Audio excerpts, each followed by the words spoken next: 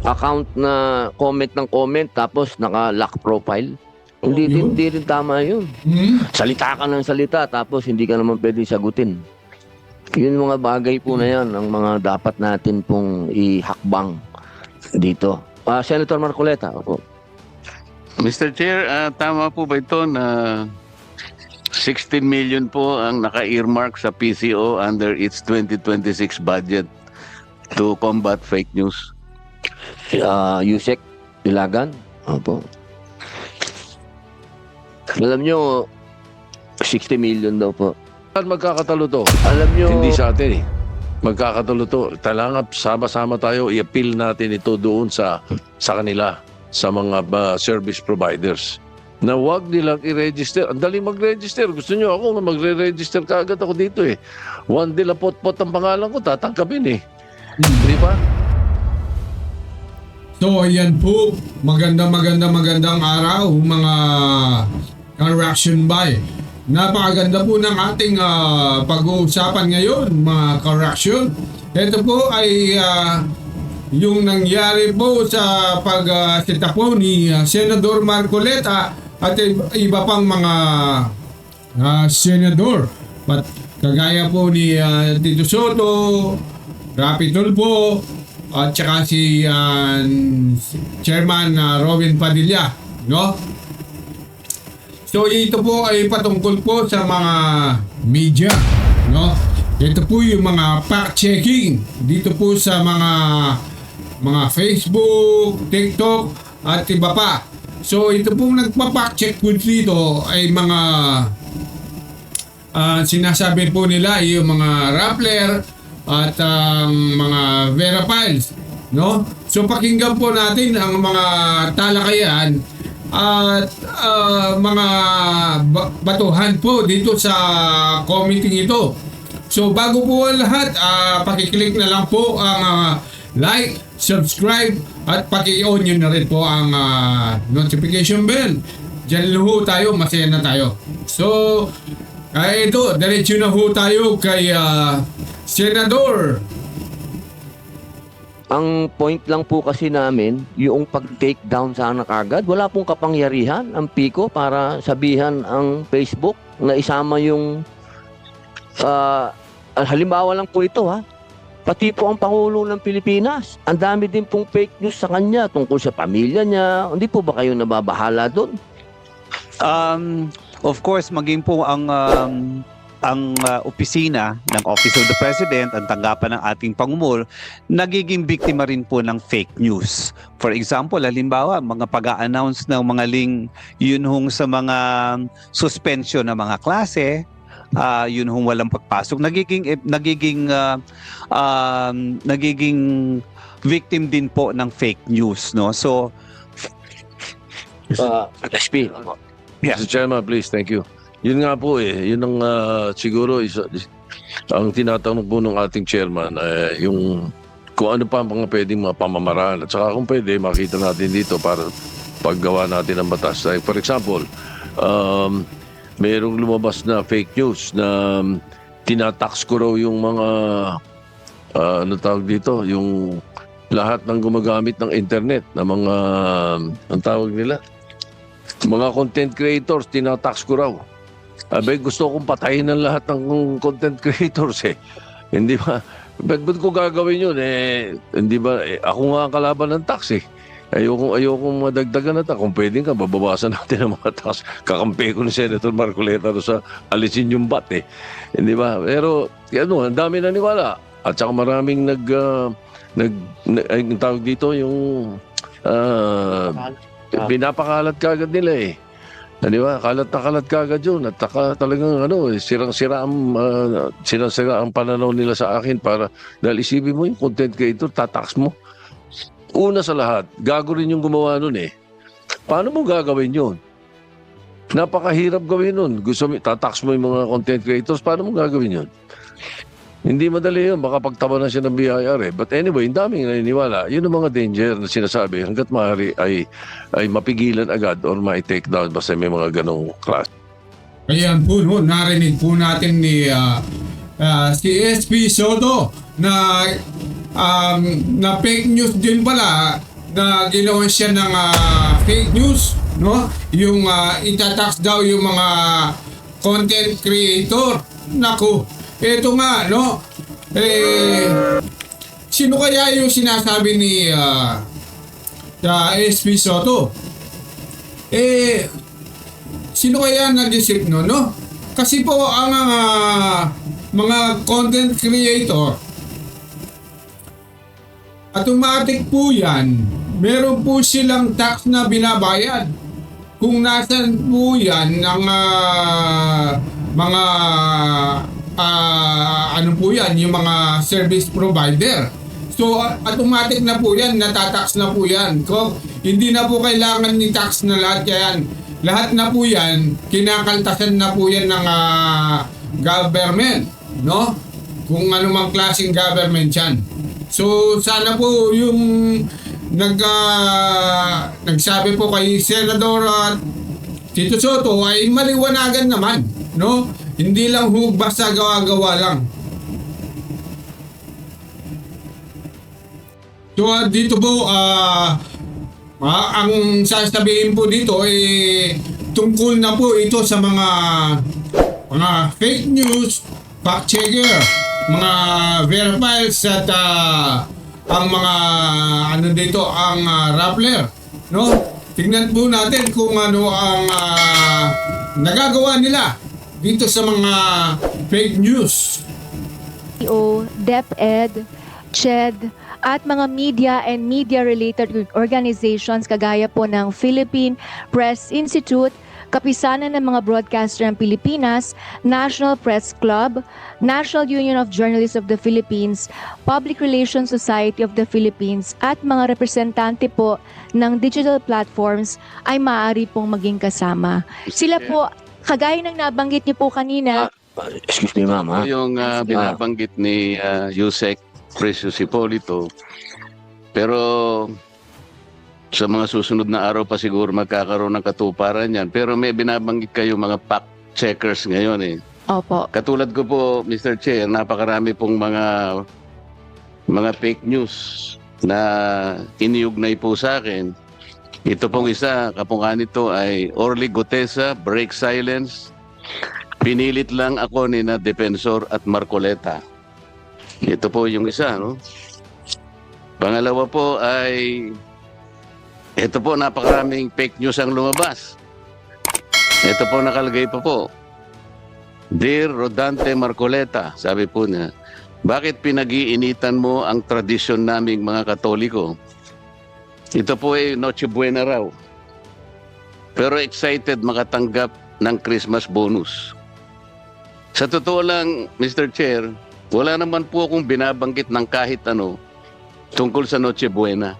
Yun! Ito po ay lumitaw, makaraan na pag-usapan na meron yatang nagsabi na opisyal ng ating gobyerno na ang 500 pesos ay kasyang-kasa sa Noche Buena. Wala po ang kinalamanan doon sa pagkakapahayag noon at bigla pong lumitaw lahat ng mga fake news laban sa akin. Yan po yung pangalawa. Ang pangatlo po, ayaw po talagang tumigil. Ilagyan po ako ng litrato. Parang inaabutan ako ng Red Horse ni dating Pangulong Duterte. Ayan po. Alam naman po nila na iglesia po ako. Hindi po kami umiinom ng kahit anong alak o anong inuming nakalalango. Ayan po. At ang pangapat po, ayan na naman. Kapapasok lang, sabi po, Mr. Chair, yari na, Marcoleta, na bigla sa mabigat na hatol sa kanya. Tanggal na siya sa Senado. Po kayo magiging masaya sa ganito. Kaya po, ganito kasidhi po ang pagtatanong ng ating chairman at nandito po ang ating Senate President at nandito po ang pinakasikat sa social media, si Senator Rapi Tulfo. Lahat po kami ay nagrereklamo sa nangyayari. Ako po bilang, siguro, kailangan ko rin pong ipagtanggol ang sarili ko, Mr. Chair. Gumawa po ako ng paraan eh.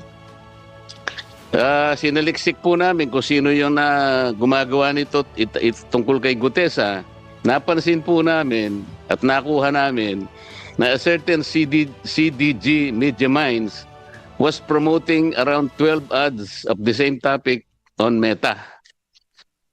Ang registered mobile number ay nakuha po namin, nakarehistro kay Luis Orbon. Na-track po namin yan. At pagkatapos po na ma-expose ko sa program namin, siya mismo ang nagtanggal. So naunahan po namin ang ano yun? ICCI ba yun? Naunahan po namin ng DICT, mabuti tinanggal po yun. Kasi nakuha po namin yung kanyang pagkakakilanlan, pati yung kanyang telepono, nakuha namin pati yung kanyang ano na yun? Marami po eh. Yung kanyang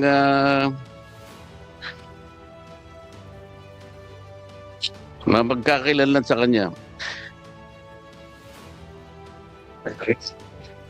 Yung ginagamit sa Facebook. Yung email address po niya, pati website niya, nakuha po namin. Kaya siya na po ang nagtanggal.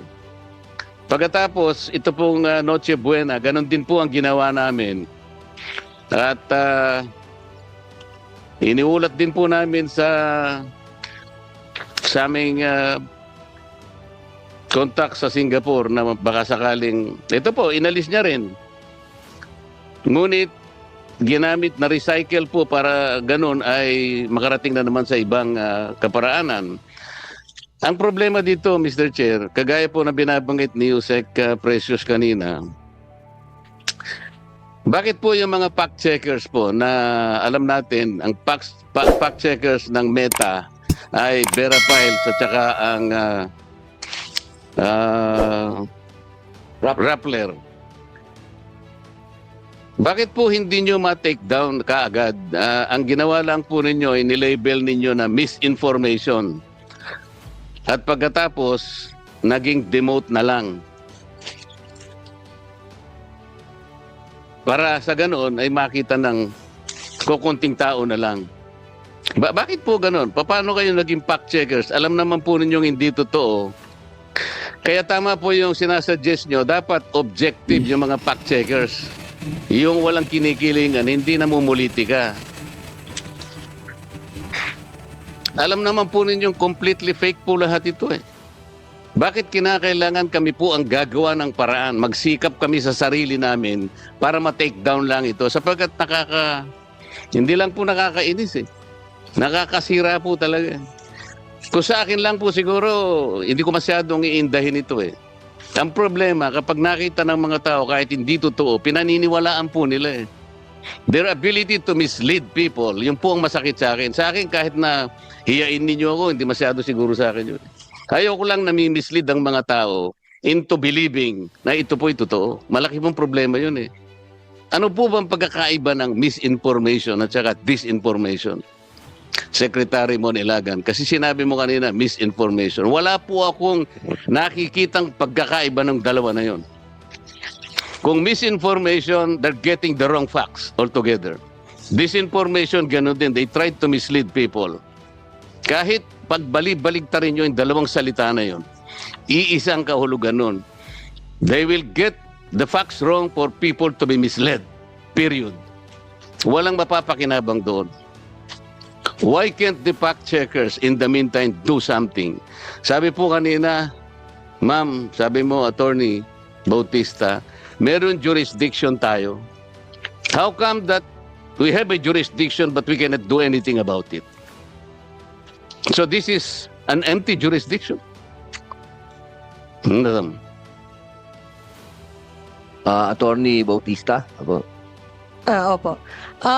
Sa RA 10175 po kasi, or the Cybercrime Prevention Act, meron po kasi tayong jurisdiction over, for example po, in this case, pag yung na-damage na tao ay nasa Pilipinas.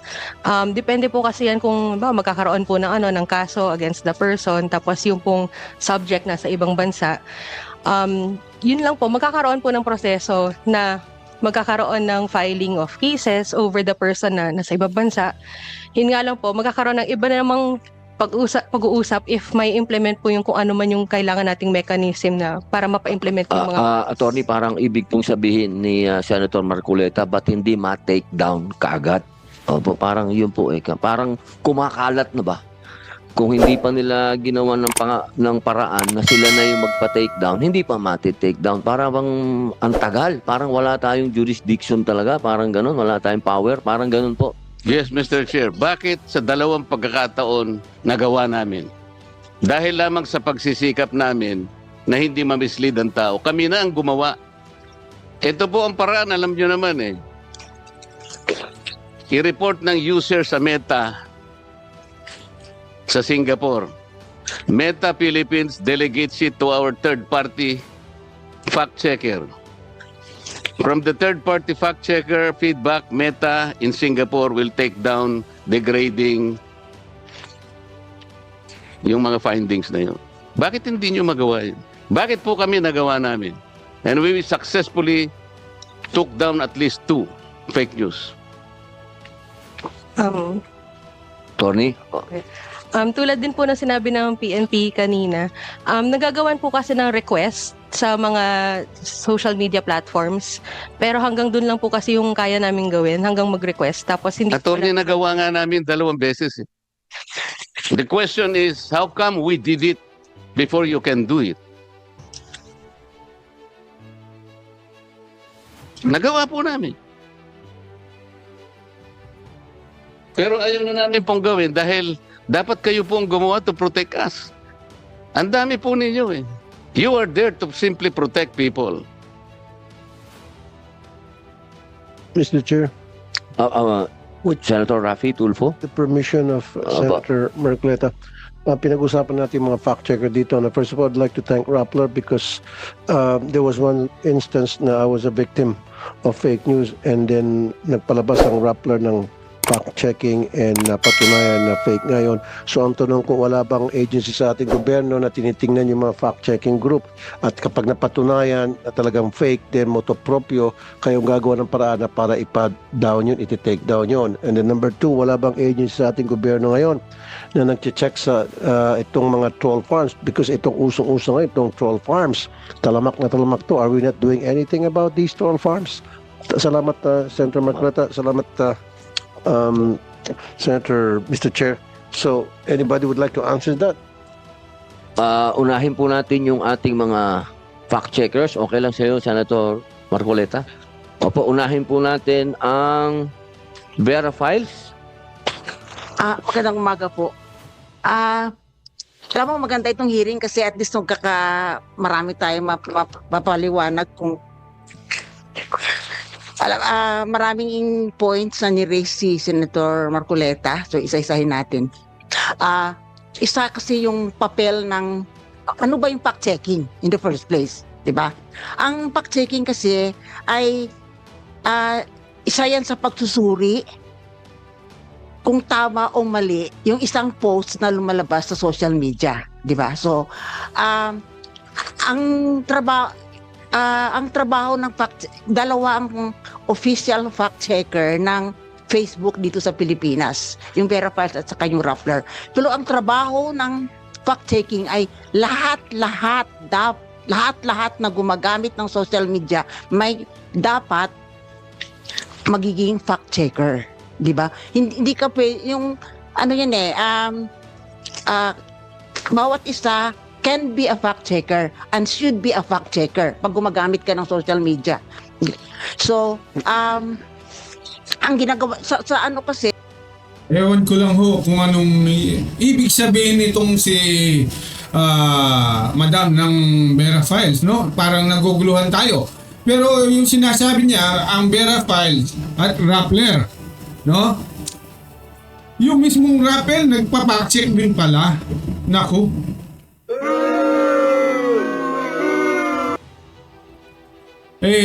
Alam na ho natin. Di ba yung naalala niyo ho ba nung merong parang flag ceremony ang Senado, di ba? Sinong nag-fact-check doon? Di ba ang Rappler? Yung kay tao dyan, kay Senador Robin Padilla, yung isa niyang gitnang nakataas, gitnang finger. Alam niyo naman yun, inedit lang yun. Pero mismo ang Rappler ang nag-post din. Ang problema dyan, hindi sila nagpa-fact-check din, no? Naalala ko lang yun, mga ka-reaction by. Anyway, nakakapagtaka, ano? Sabi nila, nagpa-fact-check ng Rappler. Pero ayun ang, kung hindi ako nagkakamali, yun lang ang naalala ko nung kung kayo po, mga viewers, naalala nyo yung rin ho ba yan? Pwede nyo naman tignan sa Senado nung po sila ay sa Facebook kay Robin Padilla na habang nagpa-flag ceremony, siya yung finger niya. Ang nakalagay doon, yung talagang ginamit na finger ni Senador Robin Padilla ay yung hintuturo, hindi yung gitna. Kasi ganito yun, no? Yan. So, hindi po yung gitna. Ayan. Ganyan po yan, no? Nung inedit, ginanon po.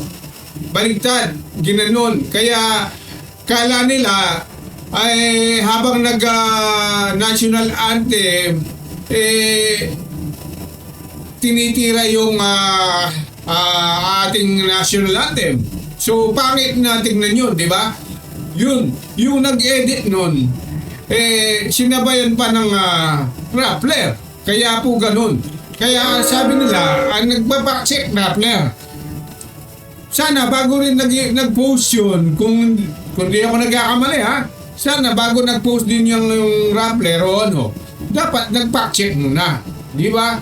Pero kung naalala ko Senador Robin pa nga ang nag-complain dyan sa Rappler nun Kaya tingnan natin kung ipapasok nila dyan, no? Sa fact-checking arrangement, tama yung sinasabi ni Senator Marcoleta na ang fact-checking arrangement namin sa Meta, di ba? Kina-classify namin pag may dito. Araw-araw kasi sinascour namin, tinitingnan namin lahat-lahat ng mga post sa social media, tsaka alamin namin kung alin doon ang pwede namin ma-fact check. Dami-dami talaga, hindi naman pwede namin kaya lahat. Kaya kailangan talaga bawat isa sa atin magtulungan at magpa-fact check, ganon. So paano namin kina-classify yung priority, 'di ba? Yung priority na kung anong unahin namin, ganon.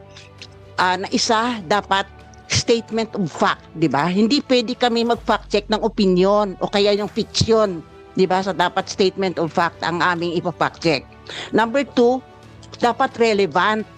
'Di ba? Yung may kabubuluhan sa bayan, yung away ni Ellen Adarna at saka ni Derek Ramsey, kung sino nagsasabi ng totoo, hindi naman pakialaman 'yan, 'di ba? So ang pipiliin namin ay ipa-fact check yung may para sa amin yung relevant sa bayan. Ganon. Madam, let's Senator Marcoleta, opo. So, ganun yun, no? Parang yung concern lang nila sa bayan. Samantalang itong mga politician, hindi pala nila concern, ganun ba? O yung mga artista, di ba parehas lang naman yun? Mga ka-reaction? O ang dito, wala bang bias ba na nangyayari? Yan lang ang malaking tanong, no? Let's concentrate, Mr. Chair, on the 4 instances I have cited. Number 1, ito pong ginawa nila tungkol kay Orly Gutesa. Orly Gutesa is a witness in the Blue Ribbon Committee. He was the lone witness who connected the dots between Saldico and Martin Romualdez. Ngayon gumawa sila ng fake news. Orly Gutesa break silence. Pinilit lang ako ni Defensor at Marcoleta. So, ang ibig sabihin nito, gusto nilang palabasin na yung sworn statement na ginawa ni Gutesa before the Blue Ribbon Committee is a fake one. So, hindi ba importante sa inyo na i-fact check nyo ito o hindi? No, you have to answer me. Hindi importante ito. Advice ko lang po. Sagot. refer niyo po lagi sa chairman. Opo, para po hindi po tayo masyadong uminit, baka umapoy. Ginawa ni Senator Marcoleta, yung maganda yun. Yun talaga dapat gagawin ng bawat tao. Kaya dapat mas marami pa ang katulad ni Senator Marcoleta na siya na mismo ang nagpa-fact check. Trabaho kasi yan dapat talaga ng bawat gumagamit ng social media. Hindi ko na kailang, Mr. Chair, hindi ko na kailang i-fact check ito. Alam kong mali ito eh. So tama, sorry. Tinatanong ko po kayo eh. So tama po yung So ginawa kami pa po ang gumawa ng paraan. Imbes na kami mag-rely sa inyo at para lang mapabilis sa Meta na i-take down ito. Okay, hindi po namin question kung ano po yung trabaho ng fact checker. Pero sinasabi ko po itong 4 na instances na ikinukwento ko sa umagang ito, pare-parehong peke. Itong pangalawa naman, sinabi ko raw na Noche Buena, walang kwenta. Wala po ako sinasabing ganun. Ni Noche, wala po ako sinabi. Ni Buena, wala akong sinabi. Bakit po sila nagkalat ng ganito? Hindi po Ito po kasi sinasabi po ni Senador Marcoleta. Ito po totoo ito, no? Halimbawa po kasi yung walang nalalaman dyan sa mga media, mga fake news, kala nila kung anong pinost nila, yun na yun. Halimbawa, yung mga hindi masyadong nakakaintindi sa social media, yung mga matandanda na nadaan. So, ibig sabihin, yung nakita nila yun na yun. Ibig sabihin, kagaya niyan, nung sabi niya, walang Noche Buena ni Senator Marcoleta, siyempre paniniwalaan yan.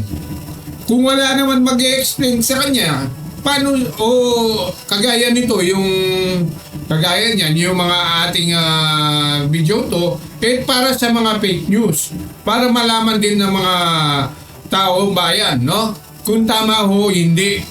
importante sa inyo to. Pangatlo po, ayan po, binaabutan po ako di umano ni dating Pangulong Duterte ng Red Horse. Alam naman po ninyong peke ito eh. Hindi rin po inyo pinakcheck ito. Kami na naman po ang gagawa ng paraan nito. Pangapat po, ito nga. Nabigla raw po ako, natanggal na pala ako sa Senado, hindi ko pa alam. Madam Fact Checker, lahat po ng ito hindi totoo eh. So ito pong dalawang natitira, kami na naman po ang gagawa ng paraan para lang ma-take down ito. Yung pong dalawa kasi na-take down na namin. Pero kami lang po ang gumawa. Di po ba kawawa naman kami? Sige po, Miss Ellen. Opo. Yung ginawa nyo. So, Hindi ko po sinasabi sa inyo, Mr. Chair, kung tama ang ginawa ko o hindi. Kinukwento ko po sapagkat kailangan po namin gawin para hindi ma-mislead ang tao. Kaya lang nagpapatulong po kami sa inyo na sana kahit wala kaming gawin, merong mga opisina gagawa ng mga ganito para sa ating lahat. Para sa kapakanan ng buong mamamayang Pilipinas. Ito po yung problema eh. Miss Gemma Mendoza. Opo. Hello. Mr. Chair, thank you for acknowledging us. First of all, salamat po sa mabuting senator tungkol na pinakita niya yung mga examples na yon ng potential na ng fake news tungkol sa kanya, ng disinformation tungkol sa kanya. Siguro po i-explain lang po natin yung proseso. Tulad po ng sinabi ng colleague ko from Vera Files, napakadami po talaga nung volume nung mga nakikita, yung mga kinakalat sa social media. Hindi po namin yung lahat nakikita. And ang isang paraan para tinitingnan namin paano mas marami kaming makita ay humihingi kami ng contributions mula sa publiko. So, pag may in-email po sa amin either through desk@rappler.com or through factcheck@rappler.com, yun po ay tinitingnan ng aming mga fact checker. Ngayon, may sinabi po kanina ang butihing senador na bakit labeling lang ang nagagawa namin. Ito po ay dahil hindi po talaga namin wala po kaming powers to take down. Ang nagti-take down po ay ang Meta, yung may-ari ng platform. Hindi po yung fact checkers. The only thing that we can do is to rate the content, yung link po doon sa sa social media platform na pag-aari lang ng Meta.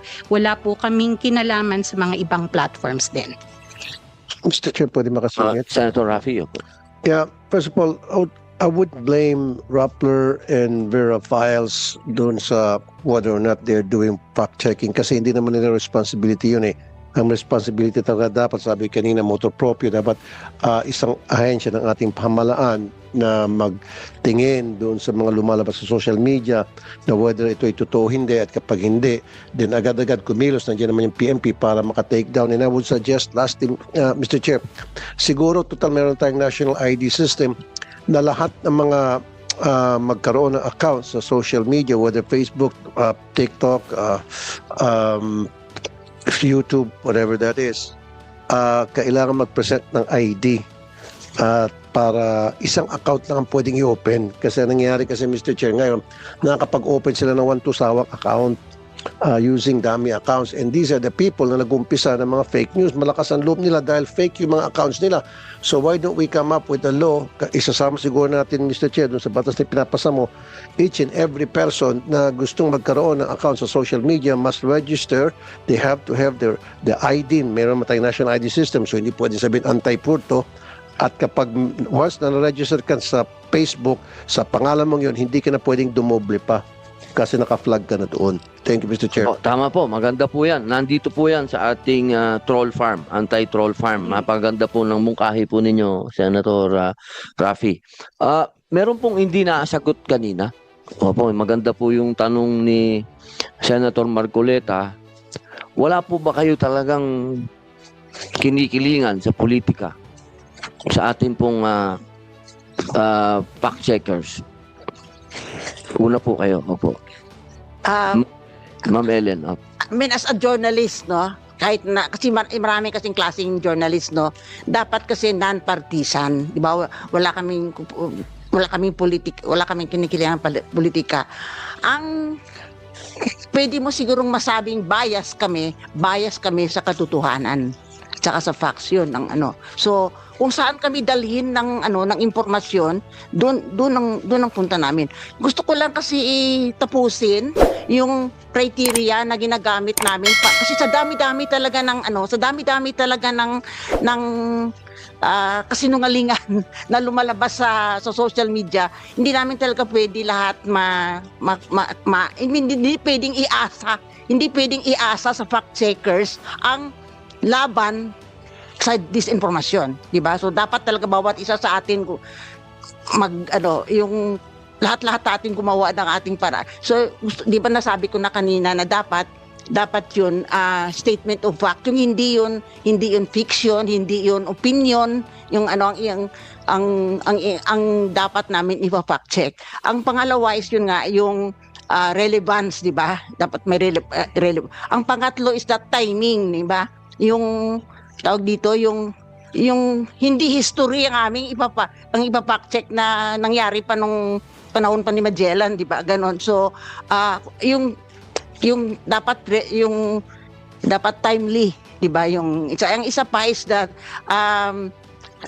halimbawa po ngayon, Ma'am Ellen, narinig nyo na po kay Senator Marcoleta yung mga bagay na ikinakabahala niya. Yun po ba mabibigyan po ng panahon sa inyo para ma-fact check nyo po yun? Oo naman. Oo. Opo, yun. Marcoleta, ano po ang masasabi ninyo? Bibigyan daw po nila ng panahon yung 4 na issue sa inyo. Ito pa kasi. Isa pa kasi kailangan yung nasabi namin feasibility. Dapat titingnan namin kung kaya namin yan ma-debunk, ano ba yung debunk sa Tagalog? Mapawalang saysay nyo po. Ano po yan? At least, no? At least within 24 hours. Kasi ang purpose kasi ng fact-checking is to stop the spread of falsehood para mahinto yung pagkalat.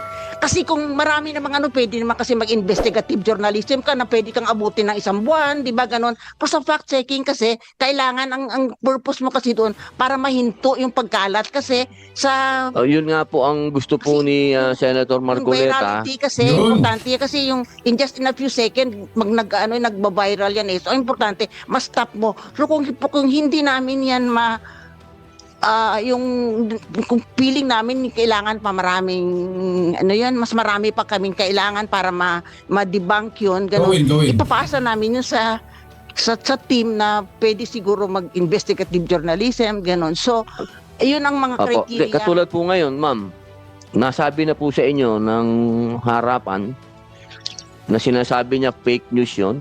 Pwede po ba niyong i-debunk Tingnan yan? namin kung mag-fall doon sa criteria. Tapos ito pa, hindi kami nagti-take down, di ba? Nasabi ka din ni Gemma, kami ay nagka-classify false, fake, misleading, mga ganon. So, submit namin yan sa Facebook. Facebook ang nagti-take action. Hindi kami Medyo nagdi-delete, pagkaganyan po hindi kami katagal kasi, nagti-take down. medyo matagal yan, ma'am. Mr. Tagal. Chair, Ano naman? Sige po, Senator Marcoleta. Minsan, dun sa 4 na fake news na aking inilahat ngayong umaga, yung 2 po ay hindi ko na pwedeng pasalamatan ng Vera Files kasi kami po na-take down na namin nang hindi sila nakatulong.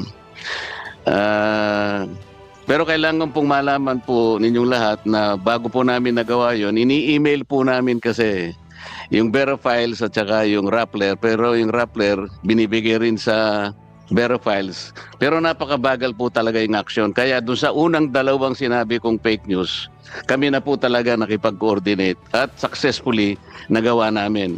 Ito pong pangatlo, partially, ay pasasalamatan natin ang Vera Files kasi po kahit papano, ang ginawa po nila, dinemote po nila. Pero hindi entirely po nakatulong yun. Kasi pag dinemote po yun, ang ibig sabihin nun, meron pa rin pong makakakita, ngunit kokonti na lang. So hindi talaga buong-buo na alisin nila. Yung po yung tinatanong ko sa inyo, Madam, ba't kinakailangang i-demote ninyo? Alam ninyong completely fake po ito eh. Talaga pong hindi kayo ang nagte-take down, alam namin yon. Ngunit kapag kayo nakipag-coordinate sa Meta sa Singapore, sila pong magte-take down. Kagaya po ng ginawa namin sa unang instances. Yun po yung aming gustong sabihin sa inyo. Bakit kami nagawa namin? Samantalang kayo ang may direkta pong may communication. Bakit kailangan po natin pagtalunan pa ito? Kasi siguro si Gemma. Miss Gemma Mendoza? I-clarify lang po natin. We don't communicate with, it would be impossible for us to communicate with Meta for every piece of thing that we rate. So we don't do that. Ang ginagawa lang po namin, ang interaction namin is through the platform they have, which is the platform that is made available to fact checkers. Yung action po nung yung action ng pag-demote, that is done by Meta when a rating is when a rating has been submitted. And that is that is their algorithm already that works on it. Now, yung question po about so like halimbawa po yung kanina nabanggit na yung isang content was manipulated. Definitely po if that was submitted to us, then we would have looked at it. So isa po yun sa mga tinitingnan namin talaga. Ngayon, hindi po talaga lahat nagagawa kasi kaunti lang po talaga kami. At hindi naman po yun lahat matitingnan ng mga fact check. Mr. Chair, ako po naniniwalang hindi po nyo kaya lahat tingnan.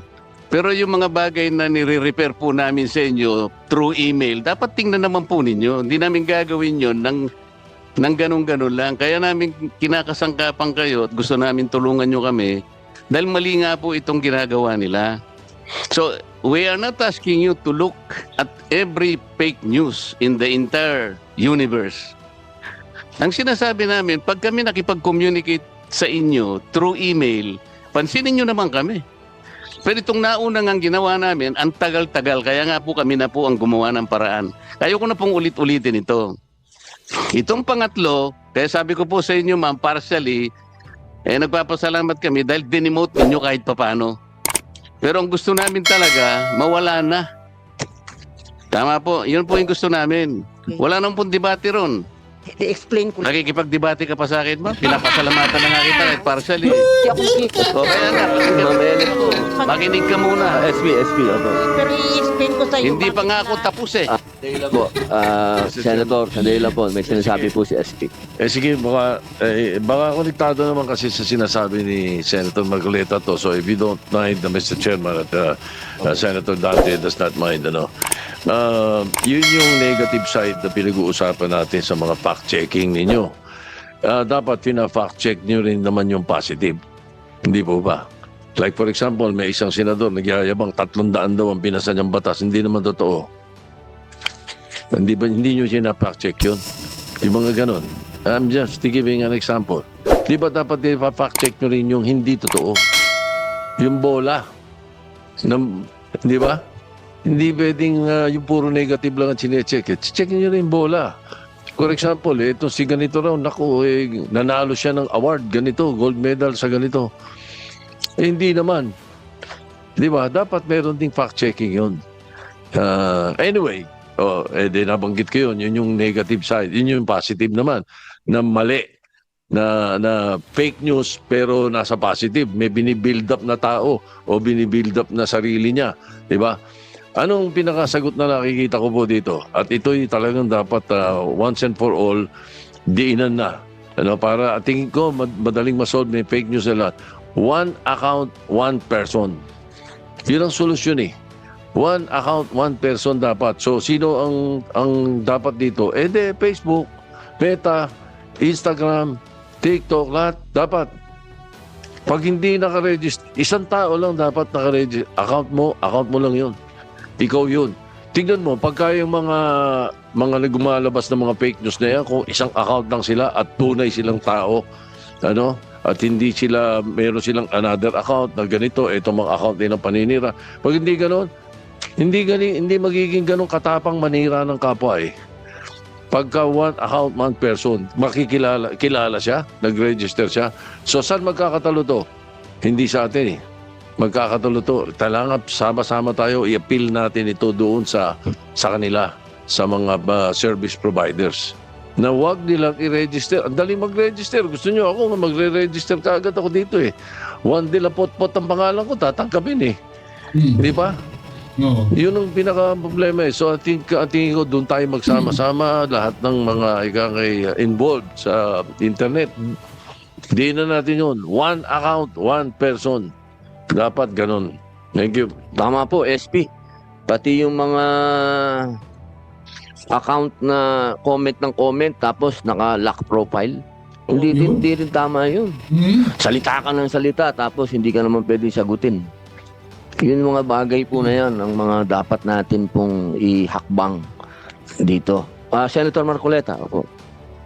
Mr. Chair, tama po ba ito na 16 million po ang naka-earmark sa PCO under its 2026 budget to combat fake news? Yusek Ilagan, opo. Alam nyo, 60 million daw po. Alam nyo, kaibigan ko kasi si Mon. Sige po.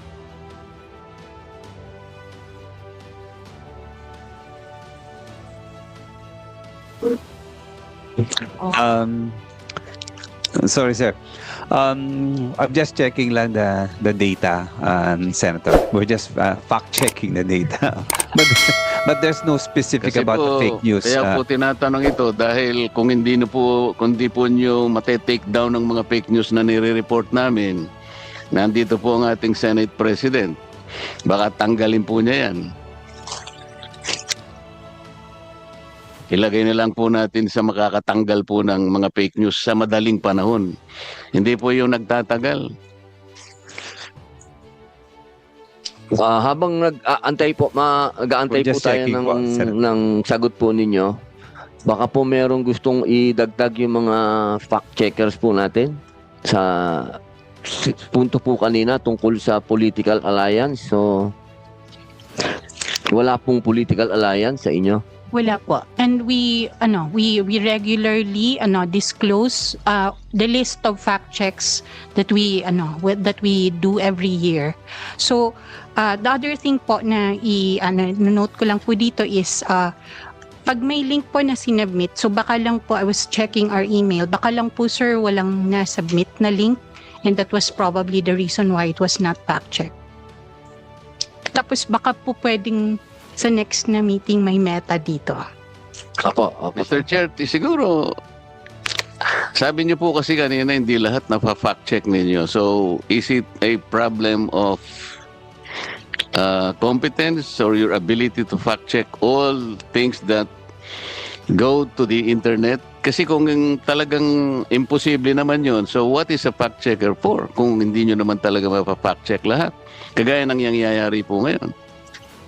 Ano po yung limitations ninyo, if there are limitations?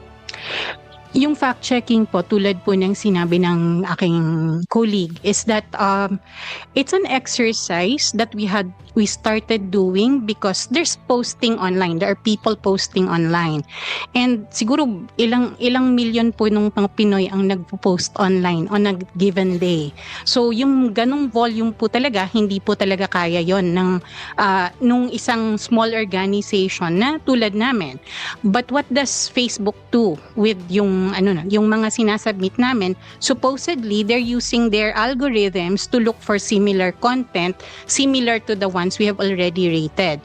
But I cannot speak po, Mr. Chair, for Facebook. Meta needs to speak for itself because hindi po kami yung hindi po kami yung platform. We're only fact-checking what we see and what we can reasonably fact-check. Mr. Chair, we were informed that Veraphiles and Rapplers are the ones employed by Meta to be the fact checkers. That is true, Mr. Chair. So We you have an admitted- arrangement. You admitted the obligation for Meta to fact check. We do not have, Mr. Chair, the obligation to fact check all content on Facebook. That is impossible, and we don't even. Kaya nga check all tinatanong ko po content. sa inyo, what is your limitation kung meron? Kasi sabi niyo, you are a fact checker. Mm-mm. So, kung hindi nyo lahat mapa-fact check, ano po yung limitations para malaman namin? The limitation is volume, as I mentioned po, Mr. Chair, and that's the reason po why, as my colleague was pointing out. So we Lahat we, po we talaga. probably fall on the limited area of your fact-checking responsibility. Kagaya nito, 4 lang po yung sinasabi ko, pero hindi pa na fact-check on time. And it needed us to do it all alone by ourselves para lang po maproteksyonan kami. Mr. Chair, when I just checked my inbox and I was looking for the link to those posts. I don't see links to those posts when I checked my inbox. It's possible na hindi po namin siya nakita. So, if the good senator would send us the links to those posts, we will have a look at them. As we do when we receive emails concerning these things to fact check. So Mr. Chair, it is the problem of Meta itself. Kasi kami po, nag-email kami sa Meta. And I think Meta simply endorses to you as fact checkers. Kung hindi dumating po sa inyo, talagang may problema po tayo, Mr. Chair. Pinaka-problema talaga ang Meta. We can show you the emails that we have sent to Meta because of this. Kasi importante sa atin na wag ma-mislead ang ating mga kababayan. Napakarami po talaga nilang nilalabas. Mr. Chair, that's why we post all the fact checks of Rappler. They have a message at the bottom. May message po sa bottom where we tell people where to send us links for fact checking para kung sakaling hindi po namin nakita sa dashboard na binibigay ng Meta, ay may opportunity pa kaming makita beyond that. So yun po yung ginagawa namin. The fact checkers are limited in the sense that they cannot totally fact check anything that goes into the internet. We are in this situation at present. So magtatagal po bago natin ma-address lahat ang problema na may kinalaman sa fake news. Sa ngayon wala po tayong magagawa. Is that the state of affairs now? With respect, Mr. Chair, this is why we are here in the hearing today. Our suggestion, in fact, and one particular action point po kasi na kailangan mangyari. Kasi before po, there used to be more access to data in the platforms. Sa ngayon po, over the past years, that access has been reduced. So we have difficulty seeing like actually searching for content already that is similar to things we see. We have already fact checked. So isa po sa mga sinasuggest nga namin yung transparency, the platforms need to be compelled to share data that will make it possible for third parties, hindi lang po yung mga fact checkers, but also other third parties to audit what is being amplified within these platforms. We don't see everything. So, Mr. Chair, while we are talking, what happens now with the fourth fake news? Naunahan po si Senate President. Ang sabi po nitong pang-apat na fake news, Yarina Marcoleta na bigla sa mabigat na hatol sa kanya, tanggal na sa Senado. Hindi pa po alam ng Senate President ito eh. Siguro What are we going to do with this fourth fake news? hihingin na po Harap po kayo natin. lahat. If the senator will Sandali send na po. the link, Hihingin na po natin ang statement po ng ating SP para maisulat nyo na po. Totoo po bang wala na sa Senado? Hindi po, buhay na ito, kasama po namin. Yan po, galing na po sa bibig ng ating Senate President. Sana po sa lahat po ng may social media, sana po mapakalat na po na hindi po totoo yan at isang fake news yan. Opo.